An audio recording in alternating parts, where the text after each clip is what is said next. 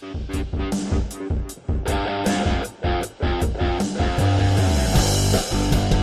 what's going on, everybody? Today is December 7th. It's Thursday, and you are listening and watching the Daily AI Show live. And as you can see on the screen, if you can see it, we're talking about transforming images into motion and all the kind of new cool things that have come around to that. So that's sort of what we're focusing on today.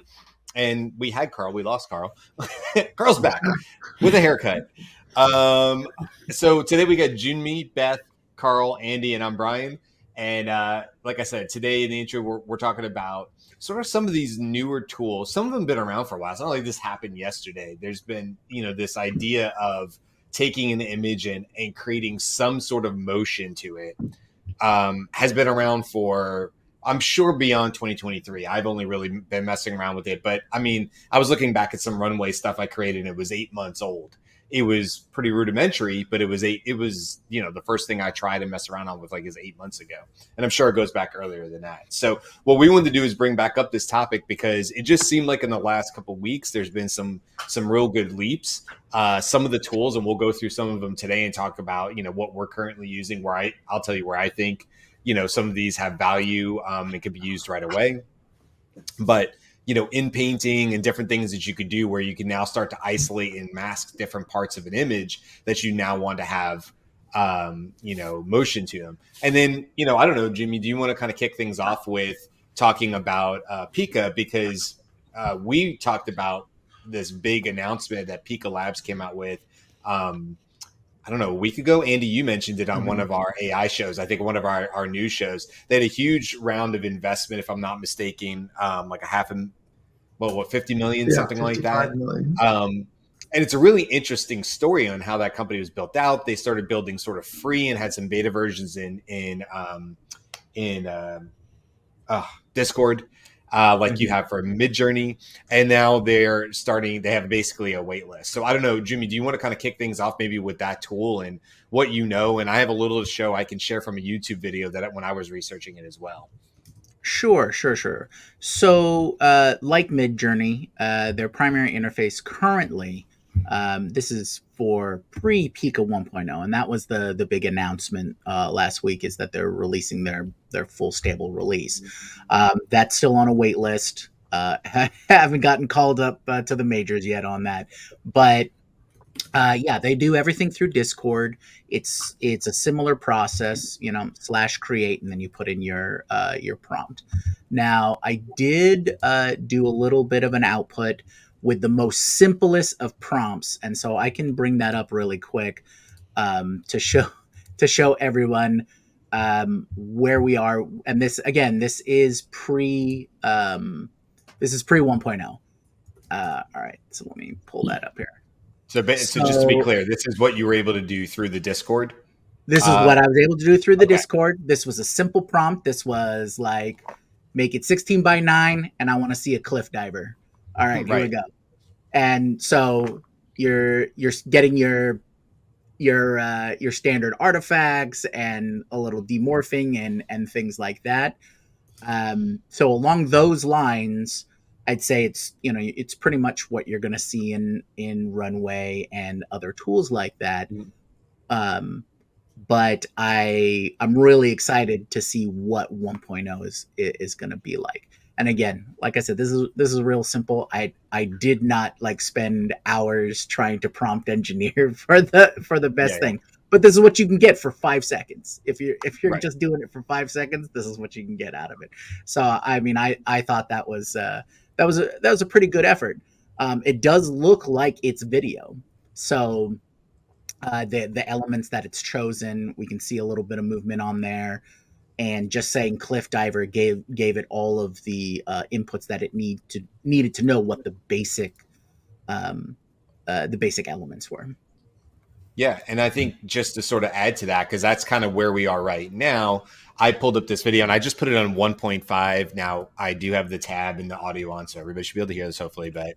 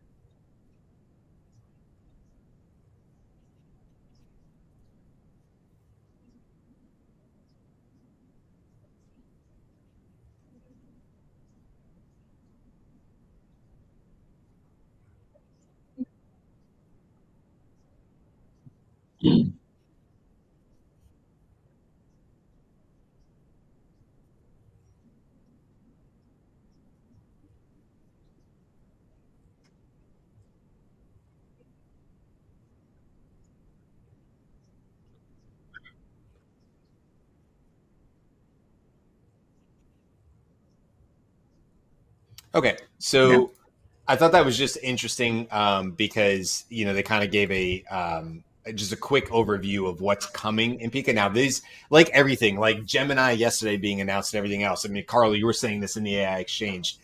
We always tend to get a little bit of this. Matt Wolf talks about this on his channel too. Very curated, selected, best of the best. I mean, I'm not mad at anybody, any business for doing that, but it is important to know that that is probably what we're seeing. So when you see these, like exactly like Gemini's yesterday, okay, is that what I can do once I get access to all this Gemini Ultra next year? Or did you pick the best of the best and this is the only time it ever recognized the blue duck in the middle of the ocean on a map, right? Which if you know, you know what that is from yesterday, from the big announcements of Gemini. So with Pika, is this like, I mean, when you look at that Pixar-esque animation, I mean, it's really, really impressive.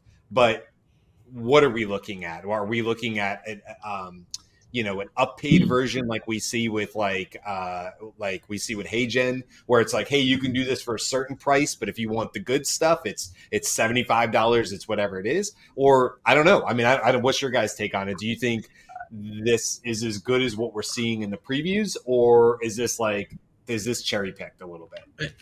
Oh, it's definitely cherry picked. Yeah, yeah, 100%.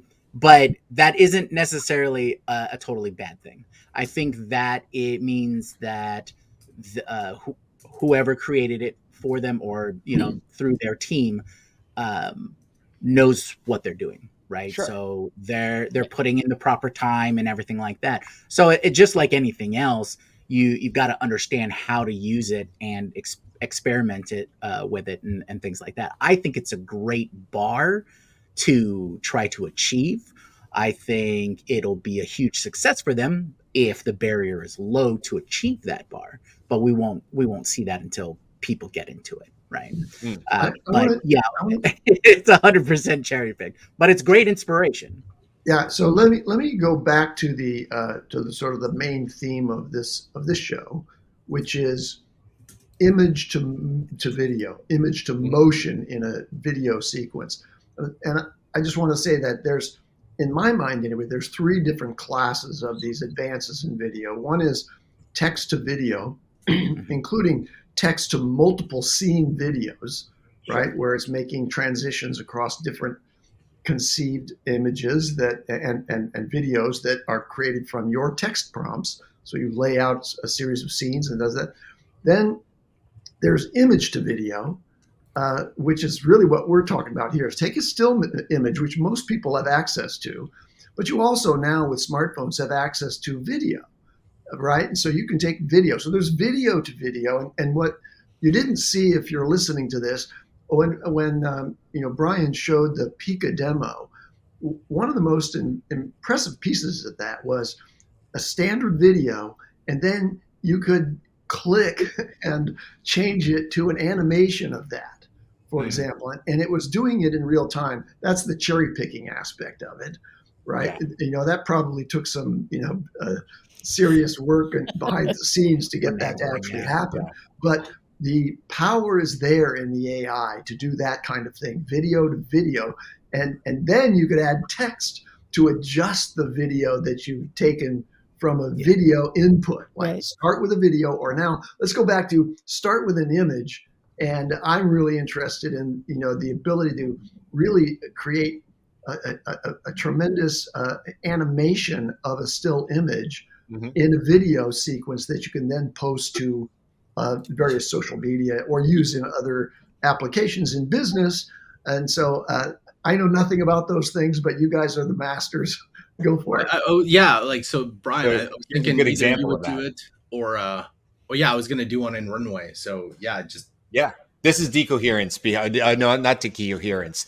Decohere. I always say "ins" at the end of it, but decohere.ai using the stable model. So this is decohere.ai, and like this is one of the thumbnails we created for the show.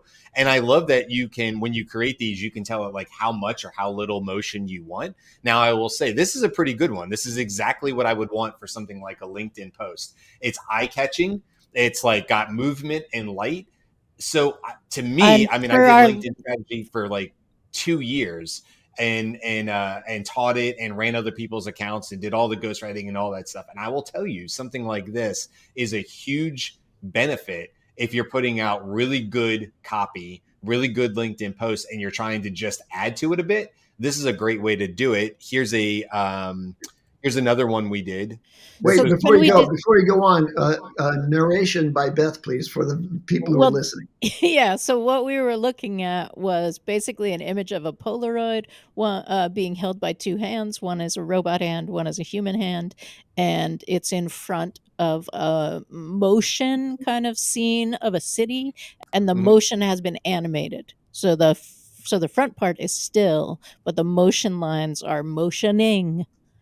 All right, And Brian, like in what's this this one? example, it's more of a pan, right? Like people aren't necessarily moving. It's just more of a pan from right to left. And I'm not really necessarily telling you this is the model deciding, but then we can look at ones like this one that don't work. Now, in this particular case, we have a zoom in. It's a person putting a letter in a mailbox, but it morphs and basically removes the arm completely of the guy who's off putting his body.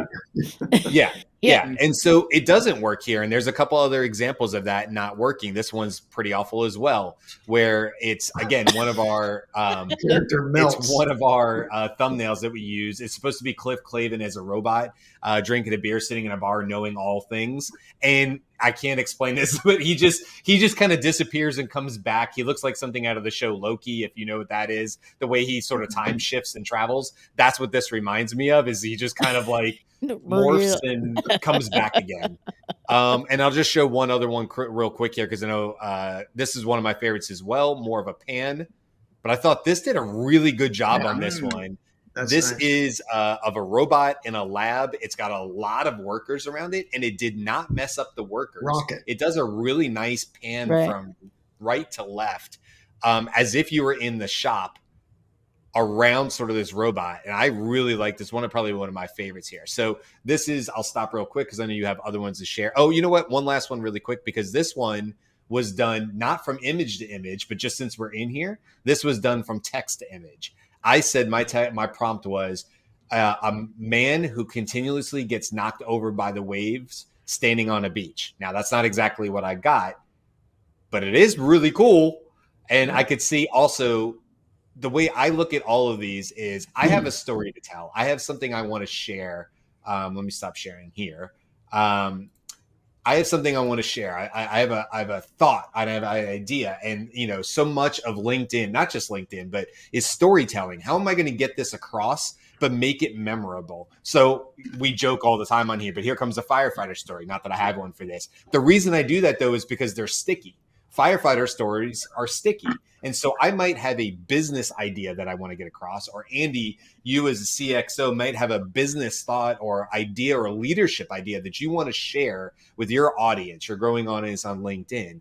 But you want to do it in a way where that story is sticky. So you might attach it to something fun, an interesting idea, a failure. Failures are very sticky. But then you might want to go that one extra step and you say, okay, if all sort of text posts on LinkedIn are a bit commoditized, meaning now you, me, Andy, anybody on this panel, the five of us, could all, before the end of this show, produce, let's say, 30 prompts. And we're going to talk about that in a future show with SEO and where that sort of nets out. But let's assume we can all do it. Well, now if we can all do it and it takes very little time, how does Andy or anybody else stand out?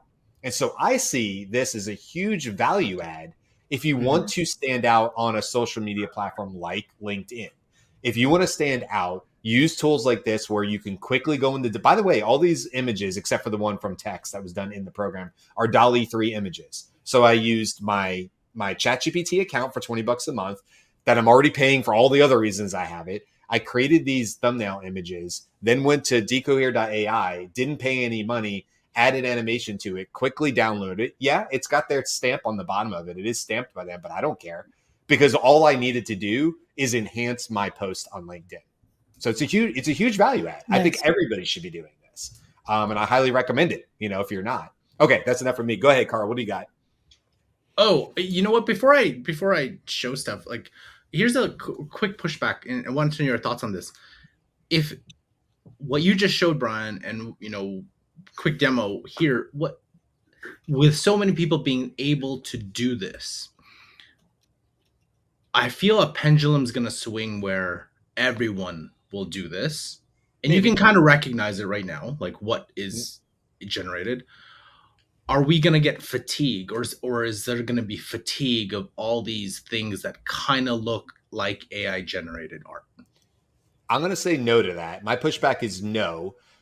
If just like a good post, we could all write hundreds of LinkedIn posts today that are okay, right? The way to stand out in the future, from now forward in the world of AI is you have to have damn good stories, good hooks like you always have, but you've got to stand out with your copy. I copied the other day that said I almost died in this fire. That was the first line of the post. Mm-hmm. That was intentional, right? I need something like that to hook. Now, I had still images, but if I had wanted to, I could have obviously created something like I just showed.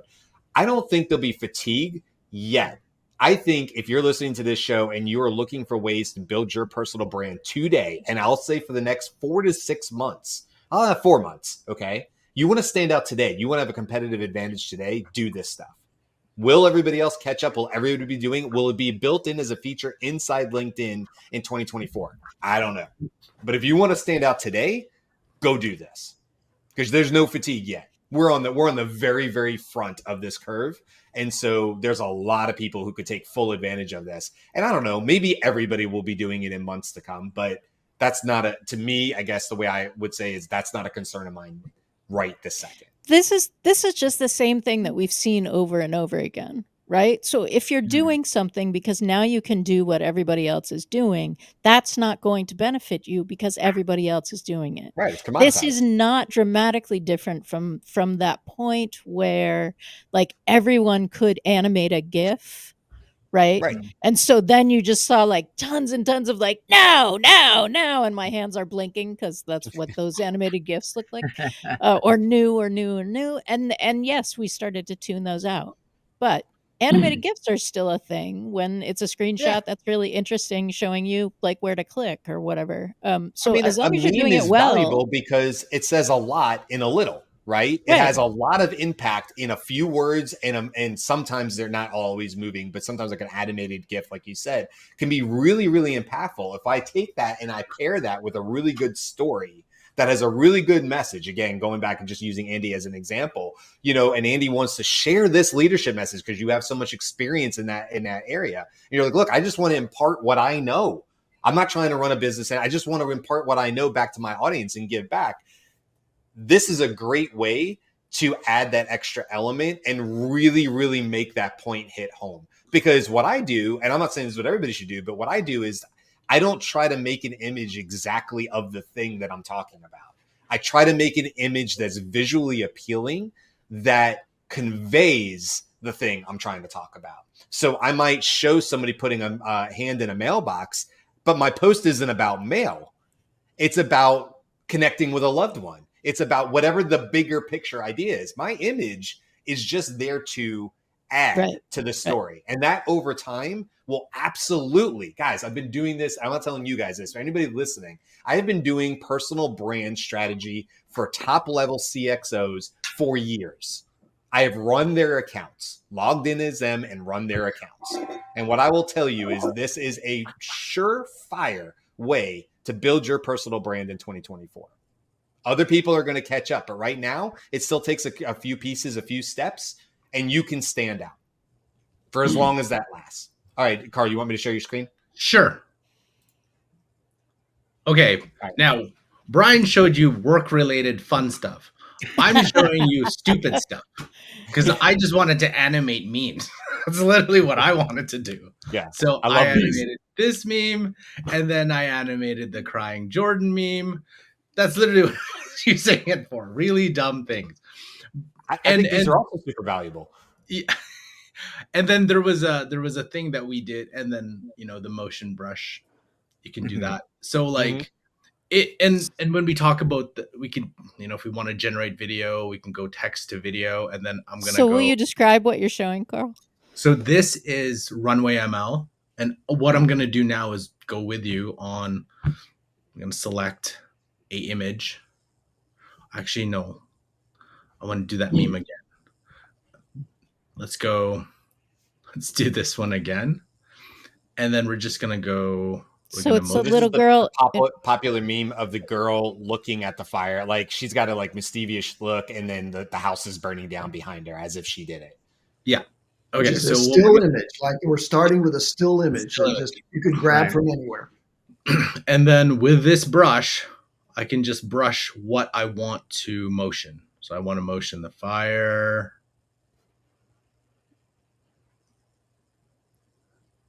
And they even tell you on there, you don't have to be super accurate. And if you're watching this, you can see Karl is doing a very like quick brush mask. Yeah, he's painting over it. What appears on the screen is a purple overlay on the parts he wants to have moving.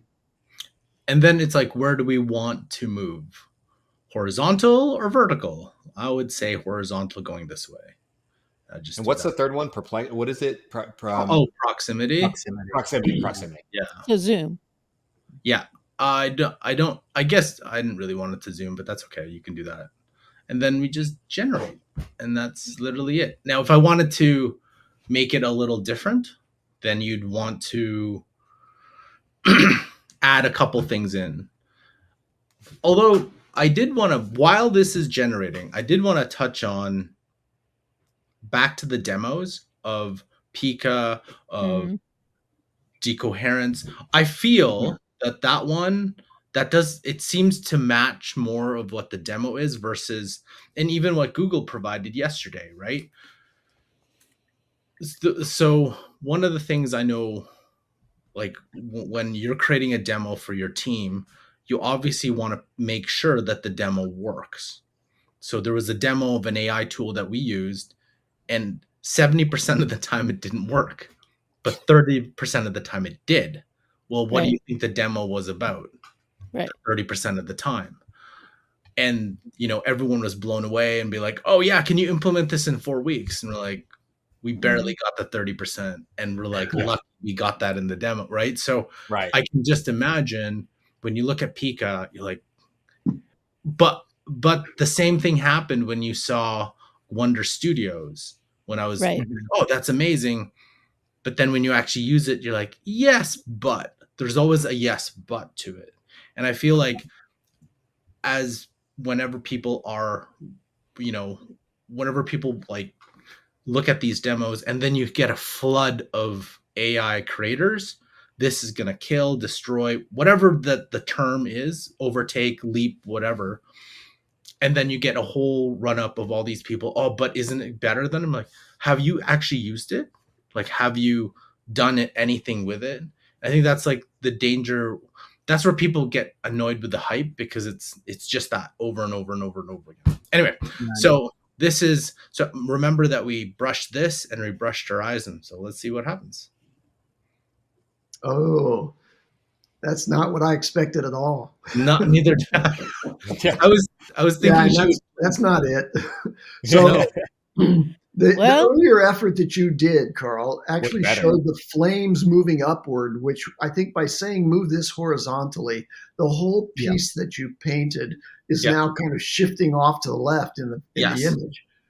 So she is kind of squinting as it goes. So our eyes are moving, but it's almost like a weird smear to the left or something like that. The horizontal is increasing her smile, right? Which goes with the squinting of the eyes. So. And he didn't brush her smile. So this is an example of like its own internal coherence of kind of understanding what needs to happen around it. But yes, this is a trippy, interesting thing. I think it's a great iteration, and now we can go back and try vertical and That's right. You maybe got to only keep going. select the fire and those kinds of things. But do you that's it, see? you know. Yeah. Well, I just want to make a point. Like for Pika, if you think about how long it took just to do the 4 seconds. So if they're Right. giving you the demo, how many hours they would have done to generate, regenerate to get the correct, exactly what they're looking for. So if you think you can just do, I think the implicate or the you, it's inferred that you can type something and it'll look like that and get exactly what you want, but it won't, right? It just Yeah. Right. it's gonna take a long Here's Yeah. a time. Yeah. runway ML one I did of another one I'm using, just again using our thumbnails. But this is a great idea of where I didn't ask for a lot. I was like, oh, this is supposed to look a bit like a robot in a Jack in the Box, and it never did paint the wind up handle. That was a Dolly 3 thing I finally gave up on. But all I did was just brush over in purple the hand, the robot, and the Yeah. lid.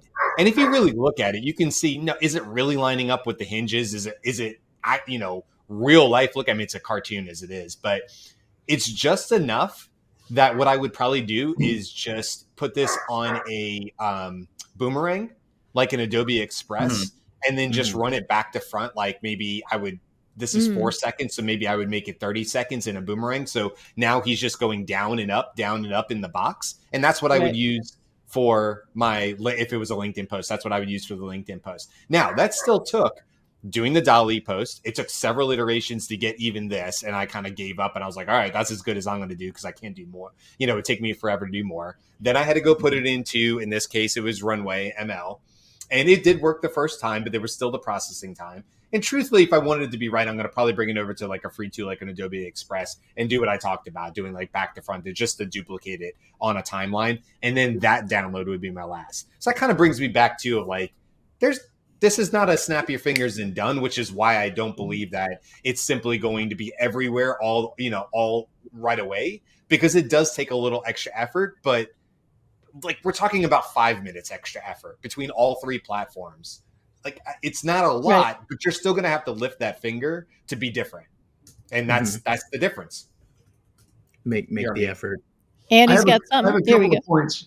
One is the reason it's important to add motion is that our visual system is designed to detect and attend to something that's moving. Okay, so just even a slight addition of motion with this tool like Motion Brush in runwayml actually increases the engagement of the user's attention dramatically.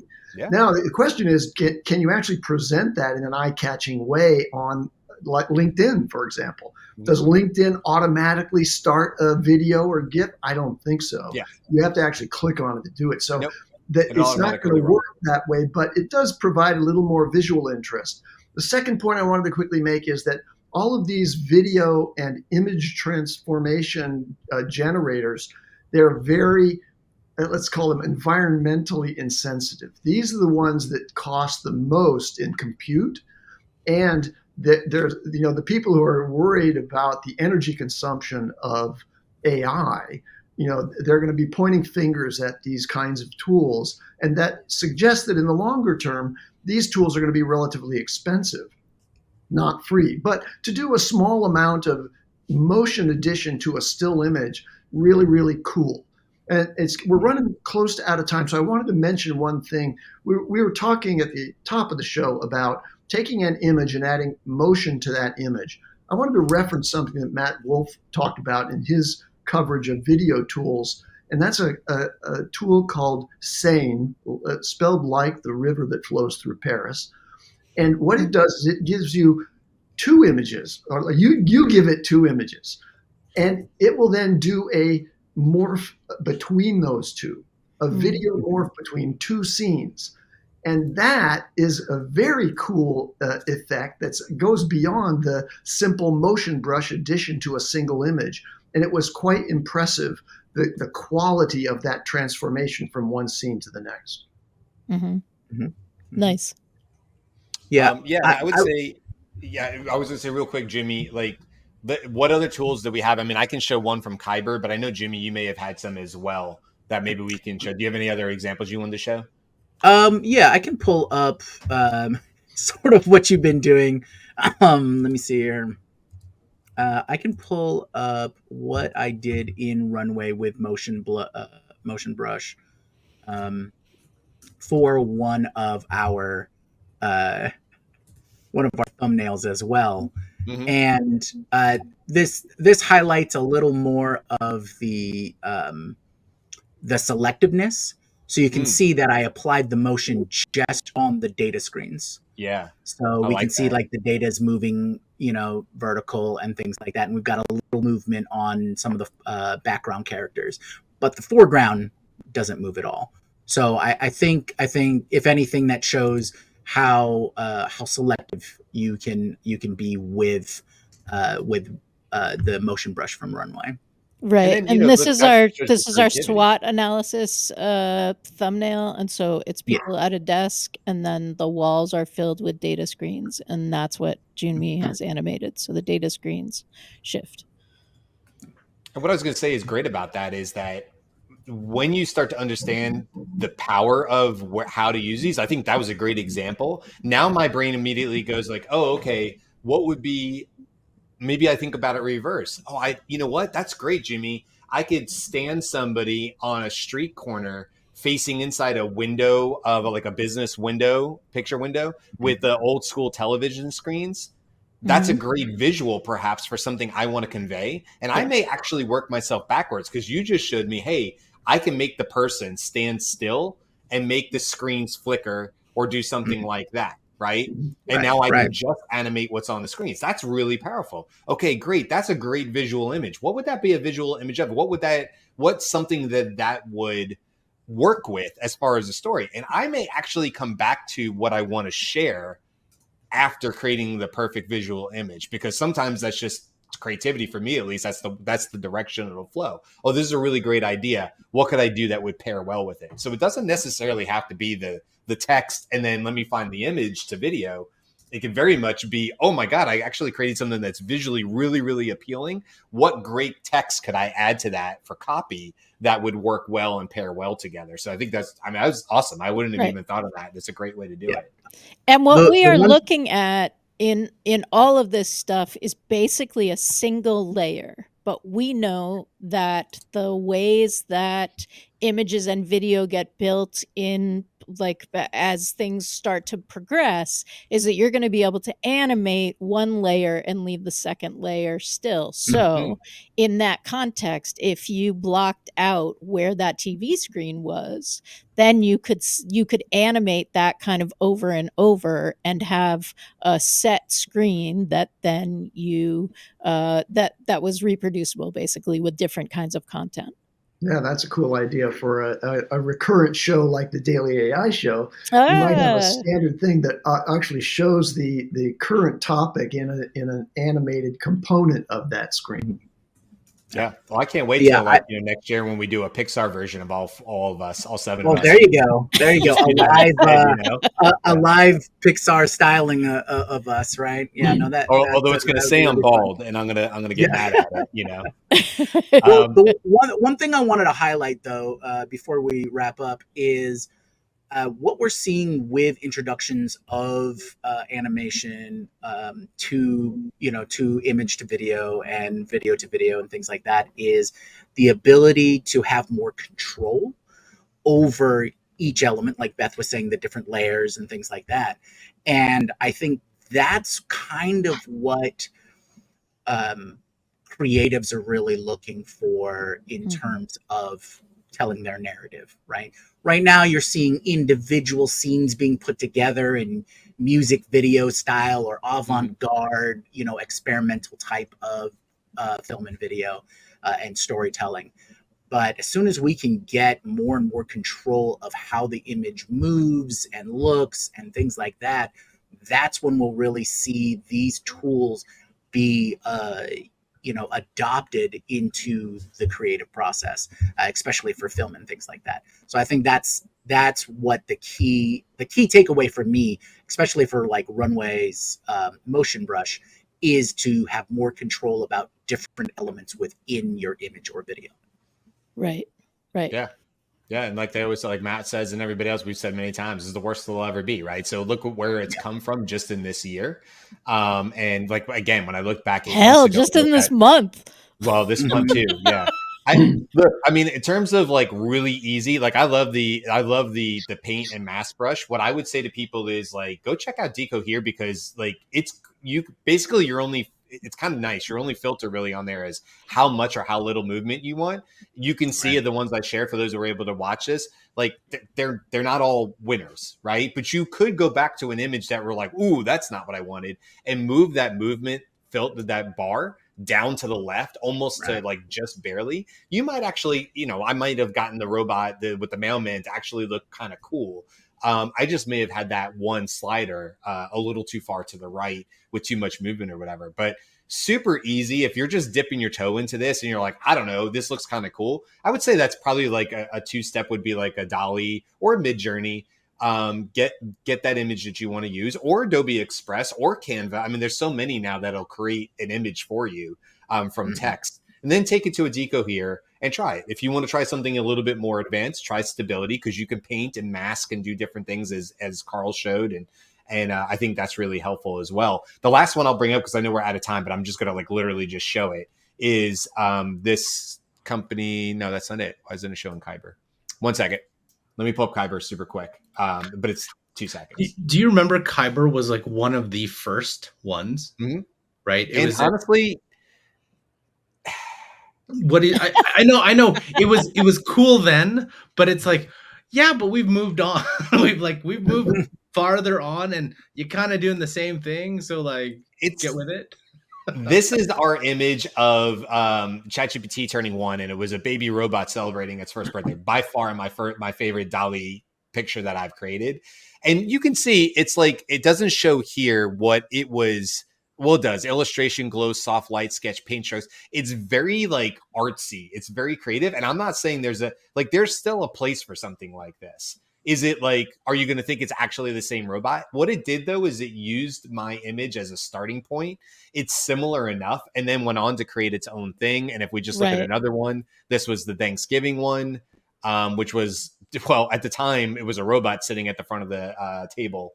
And now you can see that it's sort of got this like movement of people sitting around a Thanksgiving table. The guy at the front where the robot used to be is now wearing the turkey's alive now. The turkey's living. Yeah. So, I mean, look, it's still a place for it, but I'm kind of with you, Karl. I kind of look at Kyber and I thought like, I don't know. It doesn't look like it would be the tool that I personally would go to, but if you're looking for something very artsy, I think it definitely has a place in the canon of these different tools. Yeah. To Jyunmi's point about the level of control you have over elements in the image, it seems like the two demonstrations you just provided for Kyber, it was doing motion application across the entire image in its own way. Yep. Is it missing that key element?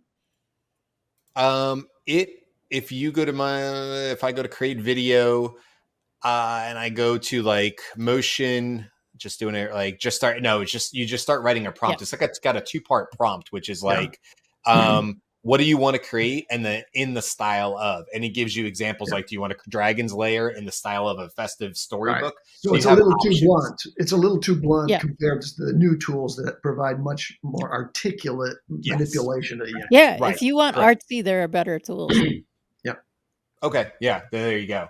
Okay, well, listen, I would say my wrap up of this is that all your tools, your Canva, your Adobe Express, your DALL-E, I think in ChatGPT will all in 2024 have this feature. You will be able to minimally animate still images in all of these tools. These are just the ones that are out there now, but I don't see any reason based on everything we've seen in 2023 why these won't just be built-in tools on some of the other tools we're already using, like the Adobes and the ChatGPT. Do you guys see it any differently? No. Canva can sort of animate now, and it's all going to get better. Yep. Yeah, exactly.